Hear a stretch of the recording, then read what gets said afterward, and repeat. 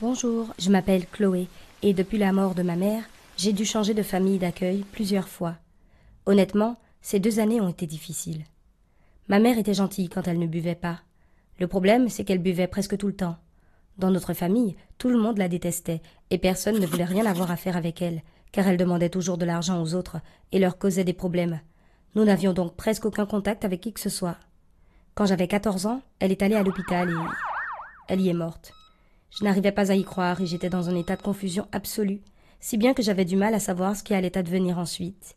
Au début, il voulait que j'aille vivre chez mon grand-père, mais il a dit qu'il ne voulait rien avoir à faire avec ma mère ou moi. Il n'est même pas venu à l'enterrement. D'ailleurs, presque personne n'est venu. Il n'y avait que moi et la famille de son frère. Ce dernier avait une femme et une fille qui avaient 1 an de moins que moi. Personne ne parlait et je me sentais très seule. La famille de mon oncle a décidé de m'accueillir, bien qu'honnêtement, il ne le souhaitait pas vraiment. Je ne voulais pas non plus, parce que je savais qu'ils nous détestaient secrètement, ma mère et moi. Ils m'ont imposé tout un tas de règles qu'ils n'avaient jamais eues avec leur propre fille. Nous partageons une chambre et elle se fâchait si je touchais à ses affaires, même si j'en avais besoin.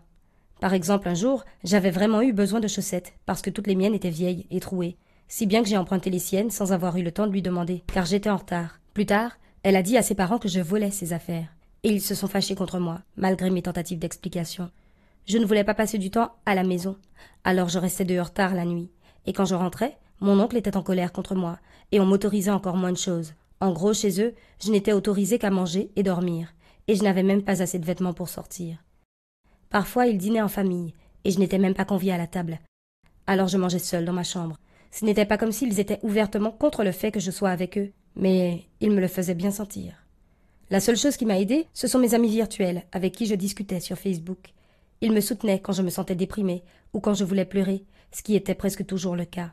Comme les conditions de vie étaient difficiles dans cette maison et qu'ils n'avaient pas assez d'argent pour s'occuper de moi, j'ai rapidement été placée dans une famille d'accueil. Soudain, je me suis retrouvée dans une maison complètement différente, avec une famille aux antipodes de la mienne. Et c'était encore pire. Ces nouveaux parents, Monsieur et Madame Collins, avaient 2 autres enfants sous leur tutelle, et ils étaient un peu nerveux et agressifs. Ils me regardaient comme si j'étais leur ennemi, et nous, on ne parlait jamais. En même temps, les Collins se disputaient tout le temps. Ils criaient d'ailleurs plus qu'ils ne parlaient. Je me demandais comment des gens comme eux pouvaient devenir parents adoptifs. Ils le faisaient probablement pour l'argent, car ils ne nous fournissaient rien de plus que de la nourriture. Ils étaient stricts aussi. Ils ont même confisqué nos téléphones, si bien que j'ai aussi perdu tous mes amis en ligne. Ils nous permettaient seulement d'utiliser le réfrigérateur jusqu'à une certaine heure de la journée, et si nous avions faim, tant pis pour nous. Mais on ne respectait pas cette règle, et c'est ainsi que mon amitié avec mes nouveaux frères adoptifs a commencé. Un soir, Dylan, un garçon qui vivait avec nous, a été puni, et ils l'ont privé de nourriture pendant une demi-journée. Dylan était allongé dans son lit, et il avait tellement faim qu'il ne pouvait plus bouger. J'ai donc demandé à un autre garçon, Andrew, de m'aider à me faufiler dans la cuisine pour apporter de la nourriture à Dylan. Andrew a accepté, et c'était la première fois qu'il me parlait. Il est resté aux aguets pendant que j'ouvrais lentement le frigo, et prenais un peu de nourriture pour Dylan, un peu de pain, du fromage et des saucisses, pour que les Collins ne le remarquent pas. J'ai refermé la porte sans faire un bruit, puis Andrew m'a fait signe que je devais me cacher. On s'est cachés tous les 2 sous la table, et notre père adoptif est entré dans la cuisine pour manger un morceau. Nos cœurs battaient la chamade. Finalement, il est ressorti, et nous sommes retournés lentement et tranquillement dans notre chambre, et avons donné notre butin à Dylan. Il était extrêmement reconnaissant, et cela a tout changé. Après cela, nous sommes devenus amis, et nous nous sommes battus les uns pour les autres. Un jour, Andrew a été puni, et c'était son tour d'être privé de nourriture. Cette fois, Dylan et moi nous sommes faufilés dans la cuisine. Dylan a accidentellement cogné une chaise avec son pied, et les parents sont venus voir ce qui se passait. Dylan s'est caché sous la table, mais je n'ai pas pu le faire à temps. Monsieur Collins m'a surprise, m'a crié dessus pendant 1 heure, et m'a enfermée dans ma chambre pendant toute la journée du lendemain. Même Dylan et Andrew ne pouvaient pas m'aider. Ça m'a vraiment aidé d'avoir enfin des amis, mais ça n'a pas duré longtemps, car on nous a rapidement envoyés dans d'autres familles d'accueil. Avant de se quitter, on s'est promis de rester en contact les uns avec les autres, même si je savais que ça allait être difficile, et que j'avais peur de ne plus jamais les revoir ni entendre parler d'eux. C'était effrayant de déménager une 3e fois, et j'avais du mal à imaginer le genre d'horreur que j'aurais encore à endurer. Je suis arrivée dans ma nouvelle famille, et j'y ai trouvé une femme célibataire, nommée Suzanne. J'avais peur d'elle et je ne parlais pas beaucoup, et je sentais que je ne pouvais pas lui faire confiance au début.